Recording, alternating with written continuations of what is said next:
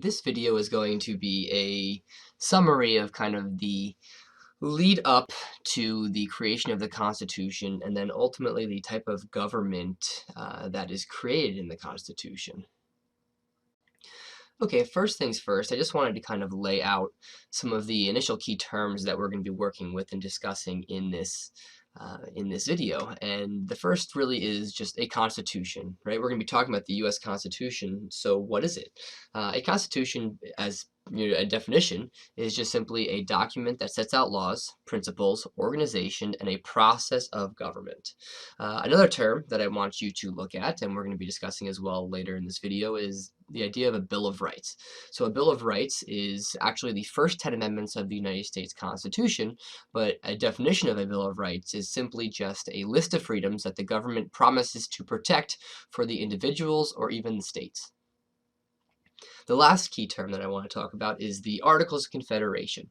The Articles of Confederation were ratified in 1781, and it was an agreement between the states at the time, and it's a document that essentially creates a loose confederation of states and different rules and things that these states need to follow.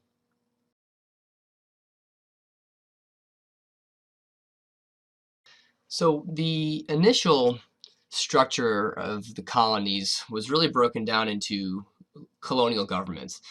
State governments, they really came about, and followed the same path as these colonial governments, basically after the war.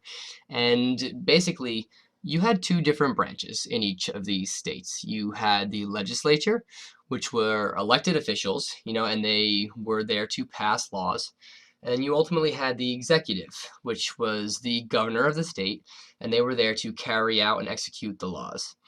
And basically, what happened is that during the Revolution, you had the Continental Congress decide and feel that they really needed these states to essentially have some sort of unification to win this war. And there were certain little things that needed to be able to be done as a bit of a more of a central authority. So the real problem became, however, that many of the colonists were actually more loyal to their states than the nation as a whole. But what you get is what's called the Articles of Confederation.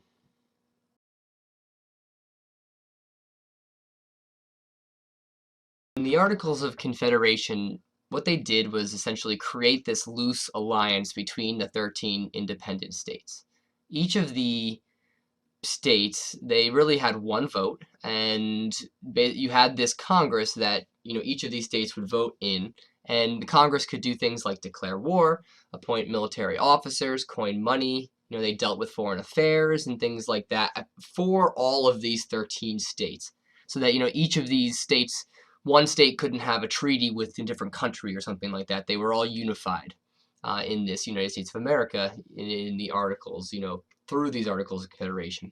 But there were a lot of limitations that came about with the way that this document was written. And essentially, some of the limitations really came down to that in order to approve anything, you needed at least 9 of the 13 states to approve the law. But not only that, the states couldn't regulate trade. They actually couldn't tax. The central government, couldn't regulate trade. You couldn't tax. It was actually ultimately up to the states to enforce the laws, and there really wasn't any court system. So some of the problems, especially with the taxation and things like that, it really became a big deal because if you needed money, you basically needed to have the states agree to give the money, and you couldn't levy taxes and you couldn't raise taxes yourself as this central government to pay for things. And that was a major problem for sure.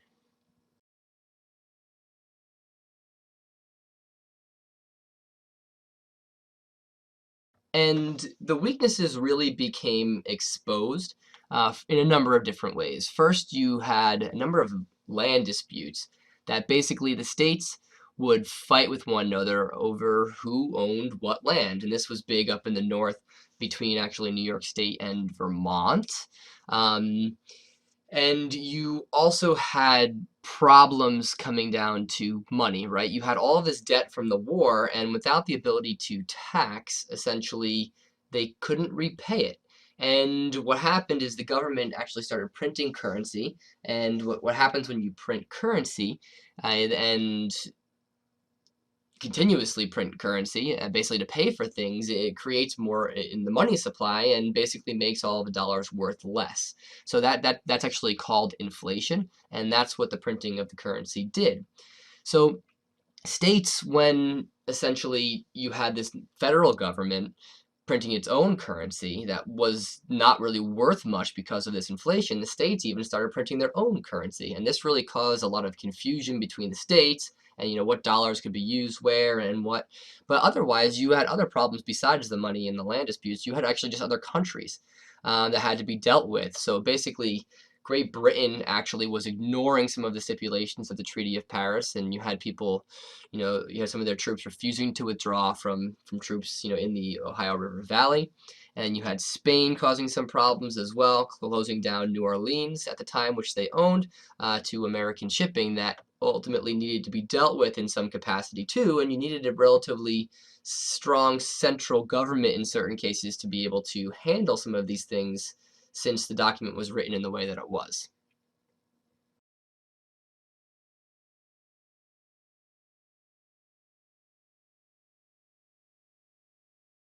So one of the things that happened in the interim between the United States winning its independence from Britain and then ultimately the creation of the Constitution and the ratification of the Constitution was these land ordinances. And the first one in 1785 is essentially divided the Northwest Territory into what is called townships. And each township was actually divided into 36 different sections, each section of 1 square mile.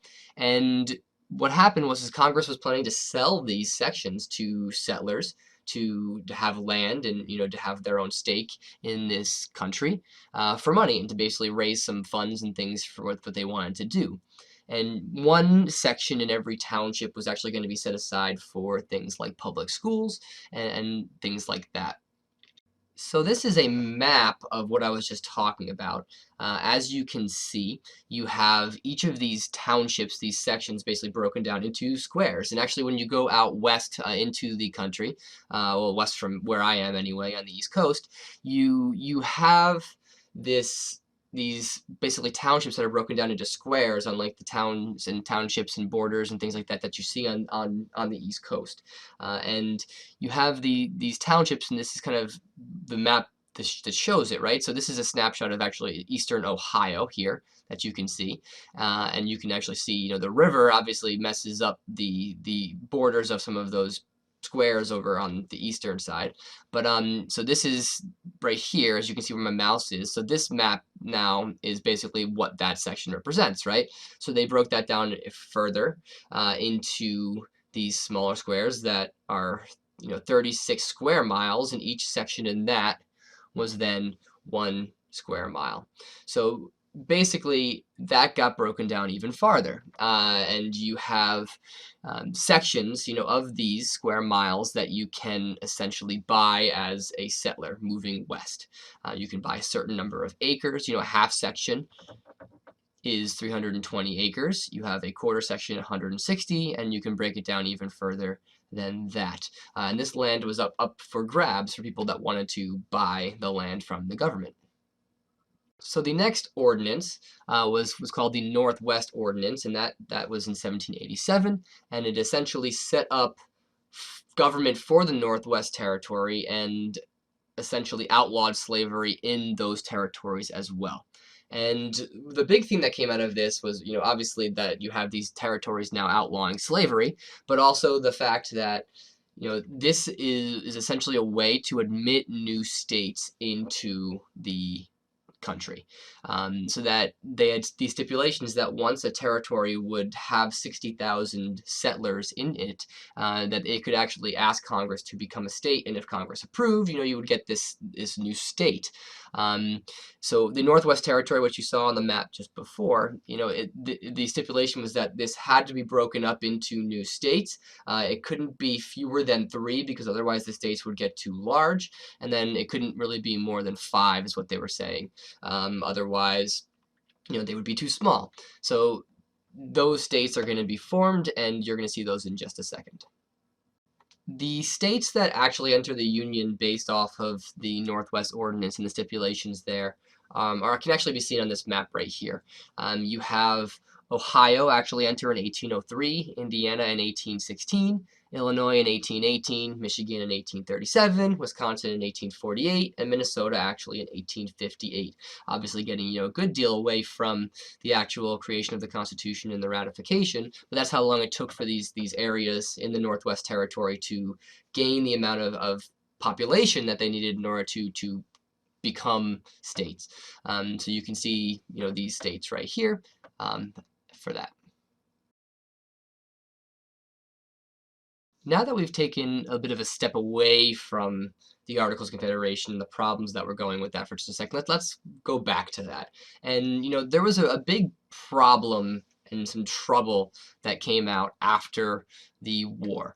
You actually had this period of depression, and just the definition of depression is just simply a period when business activity slows, prices and wages fall, and unemployment rises. And what happened was that these farmers who had borrowed money basically to help meet the demand of the war, what happened is once the war stopped and once the war was over, they still had all of these supplies and things that they had been providing for the war, and they still owed money to be able to have gotten that stuff in the first place to provide for the war. So when the demand dropped, it left them with this debt and low prices, and essentially it really hit these farmers that couldn't pay off this debt. And some states even raised taxes in hopes of being able to get money, that are going to be able to pay off these debts from the war, and that's going to be a problem for these farmers.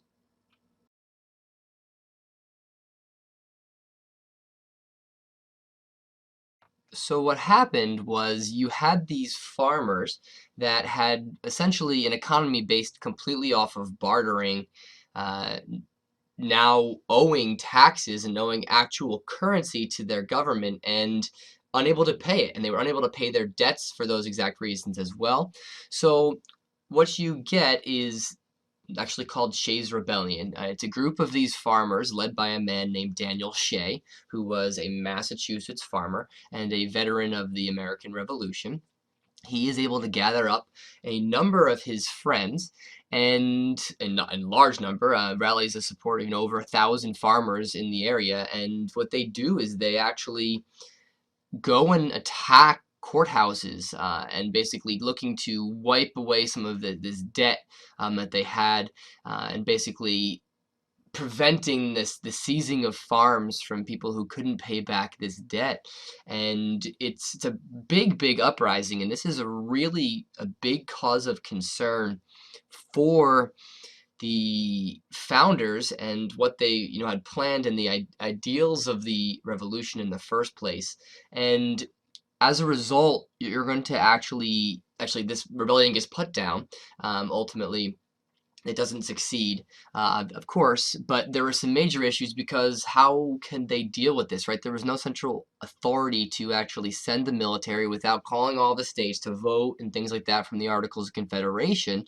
And it was a major problem, and it took a while for this to kind of be dealt with from a federal standpoint. So what happens, you have now these founders and these people that are worried about their own best interests. Some of these really important people that you talk about: Washington, Jefferson, Adams, all these people that don't want something like this to ever happen again, because it would go against their best interests and the interests of the revolution completely.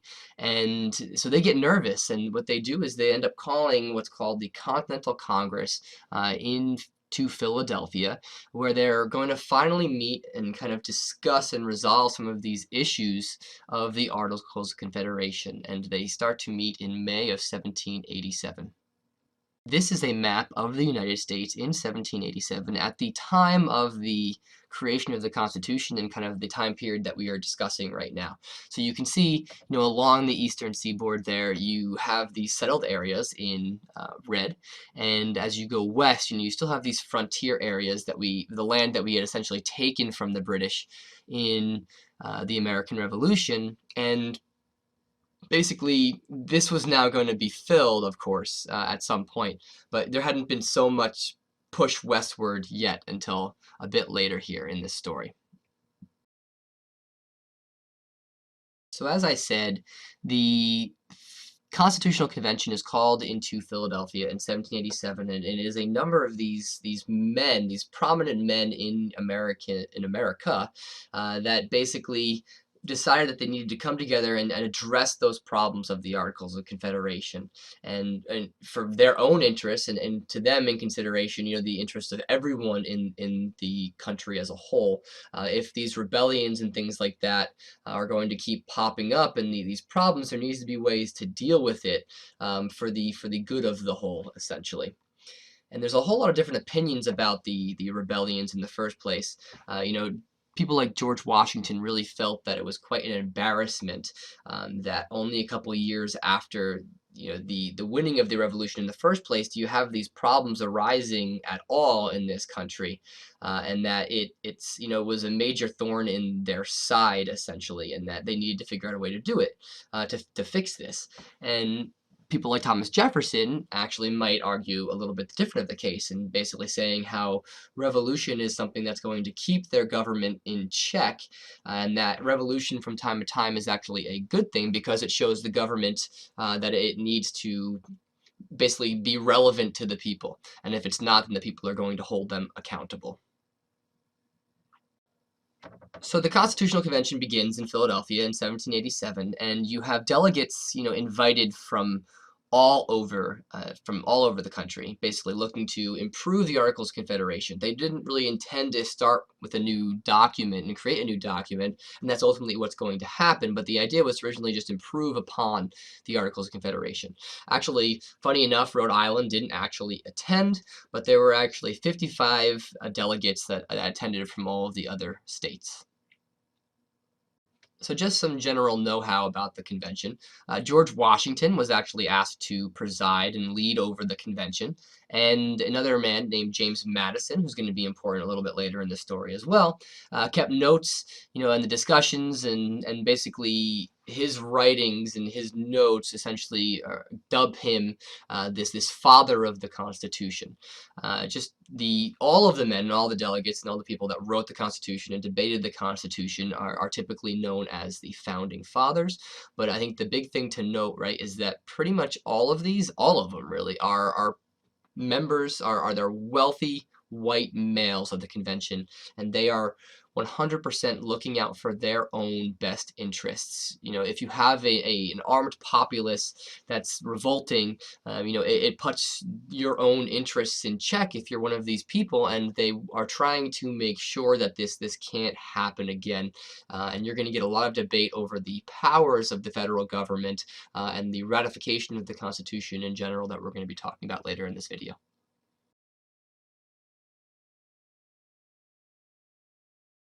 So some of the issues that divided the nation at the first place was really just how much power should the federal government have? Should the federal government have the most, or should the states? How is this all going to come together, and what are they ultimately going to decide? Another big issue is this idea of representation in Congress. How many members are each of these states going to get in Congress? Obviously the small states are going to want equal representation compared to the large states, and the large states are going to feel that they want more. They want to be based off of population, and that they're going to want more representation because they represent a larger number of people. And then another one was just slavery. There was a lot more slavery, obviously, in the South because of the way of life, existing down there. You do have slavery, obviously, in the North, but nowhere near to the extent. How are slaves going to be counted in all of this? Is the slave trade going to be allowed to continue, and things like that?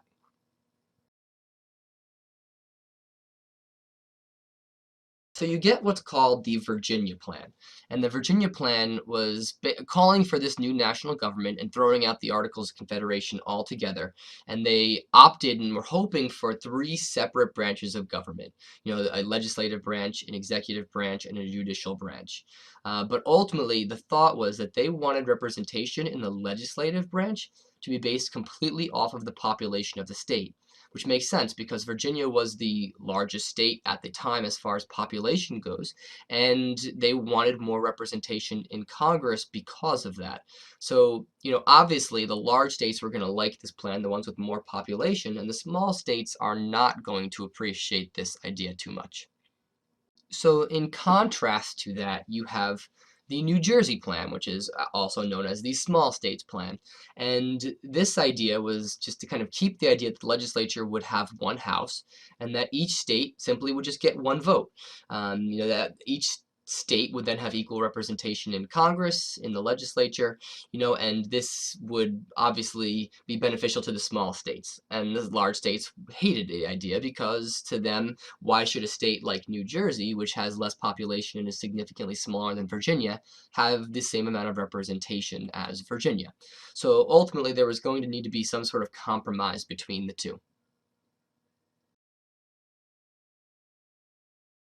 And that's what you get. You get a compromise, and it's known as the Great Compromise. And the Great Compromise is essentially that the legislature is actually going to have two houses. It's going to be something that's called bicameral, and that each house, you're going to have the House of Representatives and a Senate. And the House was actually going to be based off of the population of the state, and the Senate was going to have equal representation. So they kind of took both ideas and melded it together, and this Senate would have ultimately two senators for each state. Another compromise that had to be made for the creation of the Constitution and the ratification of the Constitution is actually known as the Three-Fifths Compromise. And this was necessary because if this stipulation wasn't addressed, basically the southern states would have simply just refused to ratify the Constitution, and they needed the states to agree to the Constitution, otherwise it couldn't really become the law of the land, now could it?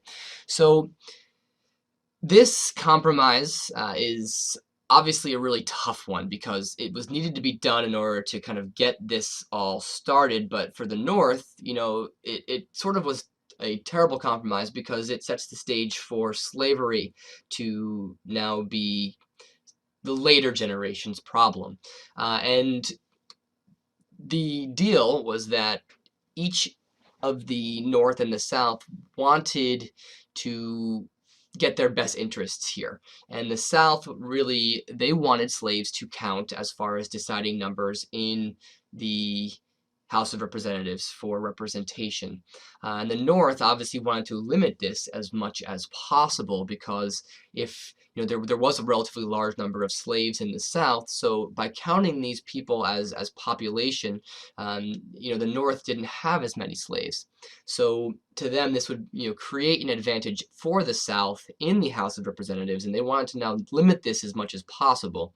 And the agreement that came to was that essentially that slaves would actually count for 3/5 of a person in deciding this representation in the House of Representatives.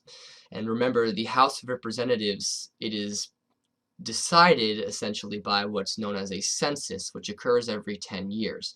And they draw, the lines in Congress, and they essentially decide, how many members of the House of Representatives that each state will get based off of the census. So if there's more people in the South, then they're obviously going to have more people representing them. And then the other stipulation of this Three-Fifths Compromise was simply that Congress could not take any action to ban the slave trade until at least 1808.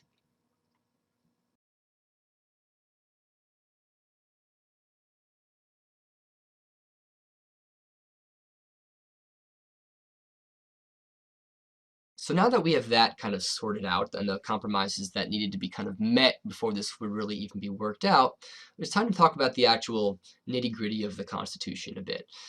For starters, the Constitution lays out three different branches of government. The first is the legislative branch, which is responsible for essentially making laws and legislation, and a few other powers which we're going to be talking about in a bit. The executive branch, which job is to enforce laws and execute the laws and is the office of the president. And you have the judicial branch, which is the court system, and their ultimate role is going to become to determine the constitutionality of laws.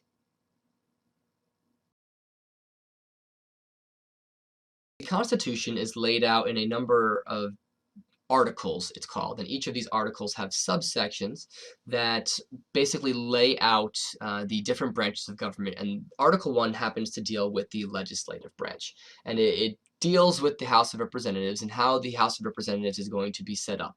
And it basically deals with, who can become a representative and ultimately what they are responsible for. Today, the House of Representatives actually has 435 members, and that number is currently unchanging. And all that changes is sometimes, on a census, based off of the census, some states may lose a couple representatives, and some states may gain a couple of representatives based off of population gains and losses across the country over the 10-year periods. But the House of Representatives is meant to be really your local representation, and it's going to be based off of state districts. Each state has a certain number of districts.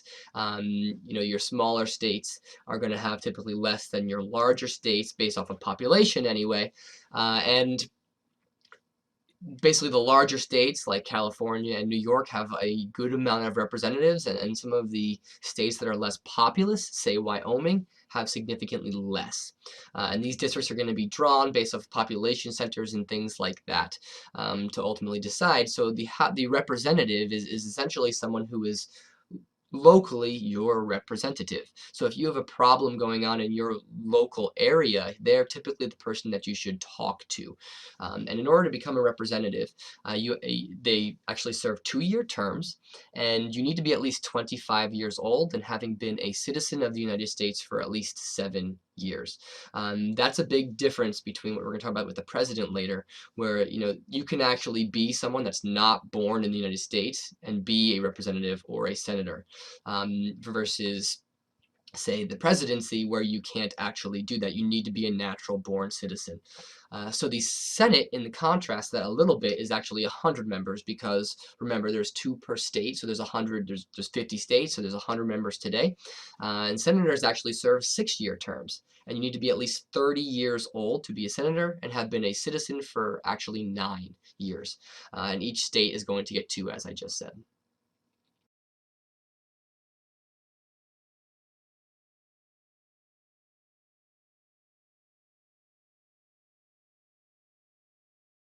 So the big deal of Congress is essentially to create laws and draft laws and get those laws to the president to either sign or not. And this is the diagram that we drew in class. And I'm using this here because it should be more familiar to you guys than if I just picked something off of the internet here. But essentially, remember, this can happen from both directions, right? So remember how we just said that the representative, your House of Representative, or just simply a congressman, they are dealing with local people a lot more than the senator, which has a little bit of a larger area to deal with per state, right? So what happens, however, is typically when a person has an idea that they think should be addressed by Congress, or there's something that's going on, they bring them to their representative. So let's just say we're going to start on the House of Representatives side for the sake of this argument. So the person has the idea and they bring it to the congressman, which I can show you. You can see where the mouse is kind of going along, right? So if the congressman thinks it's a good idea, what they can then do is actually called sponsor the bill. So when they sponsor the bill, it basically puts their name on it, and they draft some sort of legislation that can essentially be brought into this system. So once they sponsor the bill, they bring it to what's known as committee.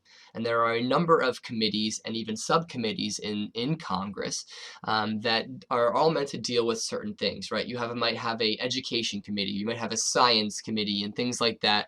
And the members of these committees are typically meant to be people that have some sort of knowledge and maybe even expertise on these subjects. So if the idea, let's just say, had to deal with agriculture or something like that, it might go to a committee that deals with agriculture. So once it gets to committee, you have the number of people, typically from both parties today, that basically talk and discuss and debate this sponsored bill. And if ultimately it gets decided that might be a good thing and should be voted on, it's actually going to go to the House of Representatives at that point. They'll bring it actually to the floor, and they actually can vote on it. So At any point along this line, this bill can just die, right? If it doesn't get through a congressman, that idea doesn't get through a congressman, it's not going to go anywhere. If it doesn't get sponsored, it's not going to go anywhere. If it doesn't get to committee, it's not going to go anywhere. If the committee decides they don't want to bring it to the floor of the House, then it's not going to go anywhere. So once it gets to the House, say it goes through all of those, and say it does. Basically, it's debated on the floor of the House, and then they can either decide to pass it or not pass it. If they don't pass it, again, the bill just simply dies. If they do pass it, however, it essentially is going to go now to the other house of Congress, the other chamber of Congress, which in this case example would be the Senate. And it actually has to go through a very similar process all over again. Obviously, it doesn't need to have a person, come up with the idea again, but it does need a senator to sponsor the bill, and it's going to then go to committee, and they're going to talk about it, and they might actually make changes to the bill in certain cases. But for our argument, again, let's just say they don't actually create any changes to the bill, and it goes again to the Senate floor. If the Senate decides to pass it, and both the House and the Senate need to pass it using a simple majority, so they simply just need one more than half of the amount of votes that are cast. If both houses have then passed the bill, and it needs to be the same bill, if either house changes the bill, it then needs to go back to the other one for voting again until they both agree upon the same one. If they've both passed it now, it then goes to the president. And the president can do a couple of different things. For starters, if the president likes it, he can just simply sign it, and then that bill actually becomes a law. If the president doesn't like it, he can actually veto it. And that is one of the big powers of the president. If the president vetoes the bill, what happens is it actually goes back to the House in which it originated in. And if the houses actually vote this time more than 2/3 of a majority, then the bill will actually still become a law, surpassing, overturning the veto of the president, and it will still become a law. Additionally, if the president, does not actually act on a bill while Congress has been in session for 10 days, then it can actually become a law too, but that doesn't really happen too much, if ever. Okay? So there are a lot of other powers that the legislative branch also has and that they vote on. For starters, they have that, the power to create laws, which we just basically talked about. They also have the power to levy taxes. They have the power to borrow money on the credit of the United States, regulating commerce between nations and even states. They deal and make the rules as far as naturalization, what it takes to become a United States citizen. The legislative branch actually are the ones that declare war, a lot of the time at the behest of the president, but not always. They are also responsible for raising and supporting the army and appropriating funds for the army and the armed forces, and these appropriations come in 2-year blocks, which is actually really important because every 2 years it needs to be reappropriated, and that can become a bit of a deadlock in Congress as far as getting these things passed.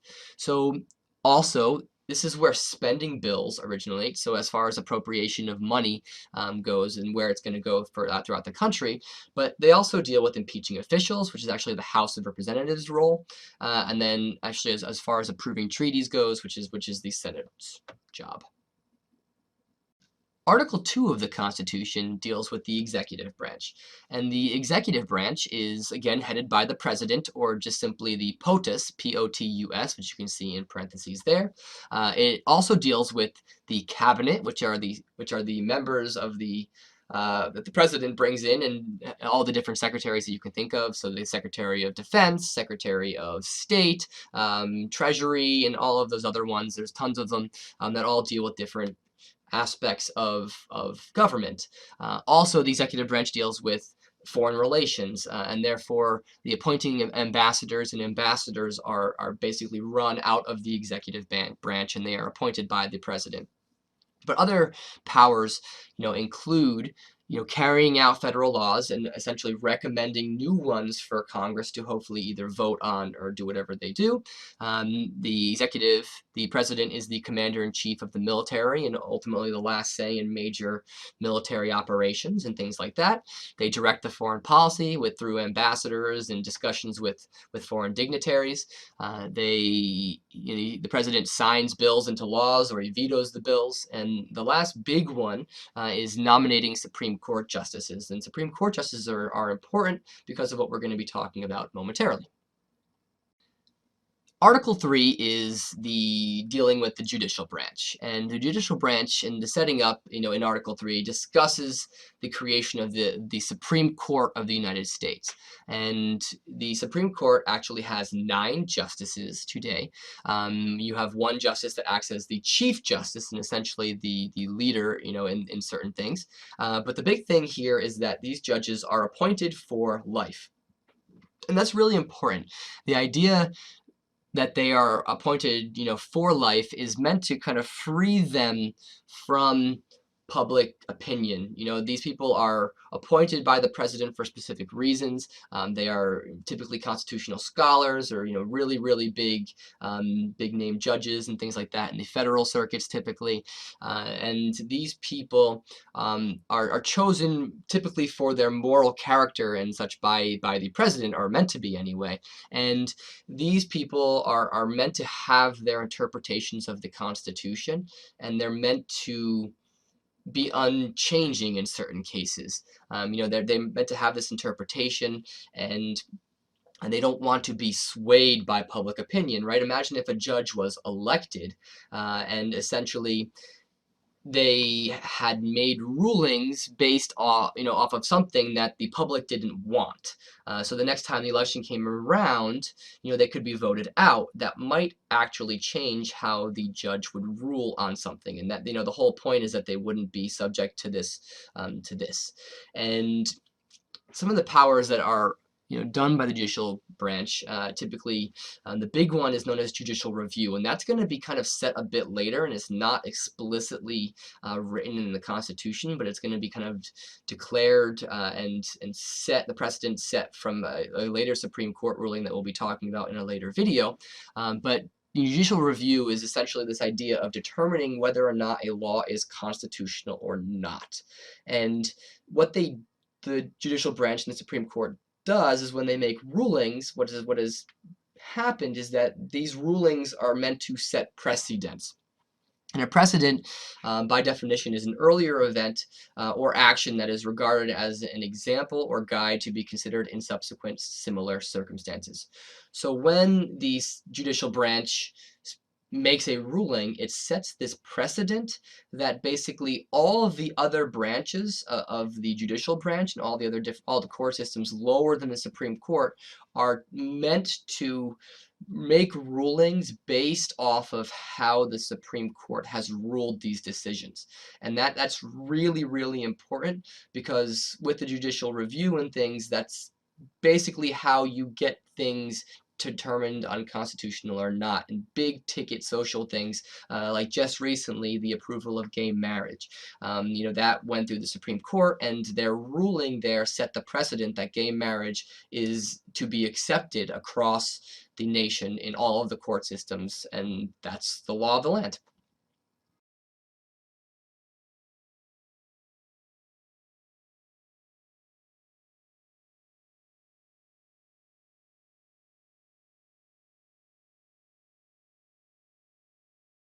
Just a relatively simple flowchart to understand, of how the court system works, and then ultimately how the appeals process works a little bit too, and how it gets to the Supreme Court. So I kind of look at this map, this flowchart, and kind of see really 3 different levels. The first being on the bottom here. You basically have the local courts, the local trial courts, and then the federal district courts, which are essentially just local districts in the federal circuit, right? You have the state courts and you have federal courts, right? So these local trial courts, if something goes wrong in your state, that's state law, not necessarily federal law, it's going to go through the state circuit, right? It's going to go up, through the state state trial courts, the local trial courts, and then if it's not resolved there and someone wants to appeal, which is your right, if the appeals court is going to hear it, it'll go up to the next level as 2. So that, the next level above those local courts and the U.S. federal district courts is the appeals courts, the appellate courts. And the federal government obviously has one of these, and so does the state. They each have their own, and it's kind of level number 2 in this, if you're talking. So basically, the appeals courts, they make big decisions, obviously, and these cases can also set certain precedents for the courts below them if there's been no Supreme Court ruling on anything like that as well. So the next level above the appellate courts, on this anyway, you have to take into consideration kind of like level 2.5. The states have the highest state courts of appeals, which are typically your state Supreme Courts as well. So those are higher than the appellate courts in the state. So it's kind of like level 2.5 before you get to level 3, which is the actual U.S. Supreme Court, which actually has jurisdiction over all of the court systems in the United States. One of the things that the founders put into the Constitution purposely is using the idea of separation powers and keeping that in mind. And this is known as checks and balances. And essentially, the founders really didn't want any branch to have too much power. And to them, this checks and balances was essentially the solution. So this is just another kind of chart that discusses and shows a lot of the different checks and balances that are there in our government. Basically, each branch has different ways that they can kind of check the other one, so that all the power doesn't fall to the one. And the big example is obviously with the bill to law process and laws in general, right? They're originated in the legislative branch in Congress, and they have to go to the president for signing, so they have to go to a separate branch to get approved in the first place. And to put a check on the president's power even further, right, if the president vetoes the bill and doesn't want the bill, then Congress still has a chance to actually overturn that veto, right? And then at the very end, right, the judicial branch determines whether or not that law is actually constitutional or not. So, there's a number of other ones as well if you were to read the Constitution and if you follow this chart, but I think that's like the most clear example of how this checks and balances work. So if you look at the chart here and look through your notes and things like that, you can get a better idea of some more of those checks and balances.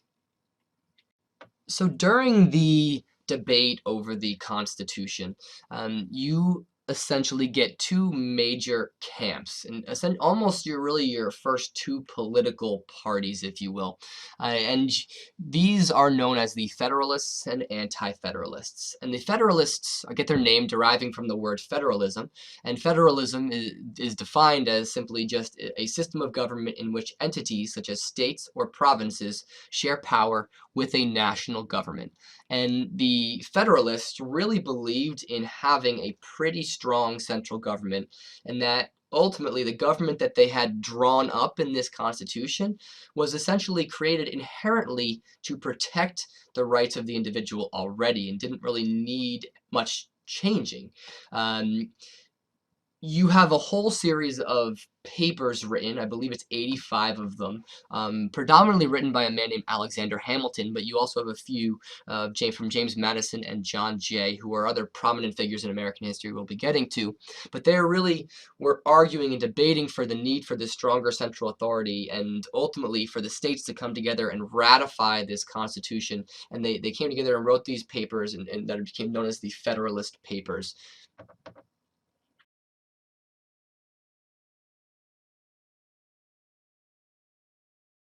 On the other side of this coin was the Anti-Federalists. And the Anti-Federalists were obviously pretty much the exact opposite.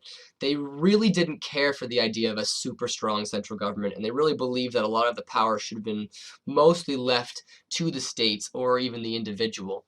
And they believed that giving the government too much power would essentially lead to many of the same issues that the United States had in the first place with Great Britain, with the monarchy in place, and they didn't want these issues to become prominent again. can.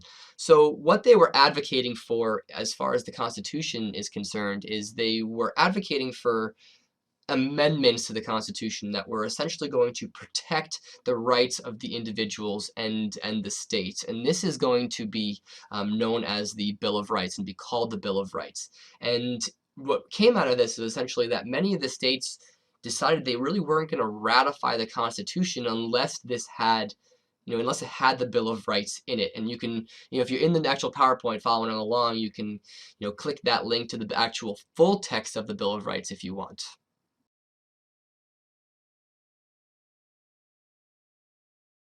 But this right here is a really, obviously, really simple breakdown of the first 10 amendments that the US Constitution that become known as the Bill of Rights. So the First Amendment is the amendment that deals with the freedom of speech, your religion, freedom of press and petition and assembly and those kind of things. Your Second Amendment deals with your rights as an individual to bear arms. The Third Amendment deals with quartering of soldiers. Your fourth deals with how the procedure for arrests and searches and seizures goes, and unreasonable search and seizures and your protection against that. Number five is basically the rights of people accused of the crimes, and you should be looking at the actual text along with these simplified versions of it. Number six is rights of the person on trial for crimes.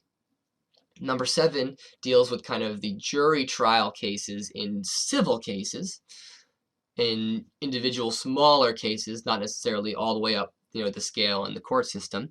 Number eight sets limitations on bail and, no cruel and unusual punishment. 9 deals with kind of more individual rights kept by the people and protecting some kind of finer rights there. And then lastly, the 10 is essentially powers, kept by the states, and saying that, states have power that isn't necessarily declared in the Constitution, and that anything that's not declared in the Constitution is basically left up to the people and the states. Okay, so that's kind of just a sum up of really the United States government, and a quick glance into how it all interacts and works together. So thanks for listening.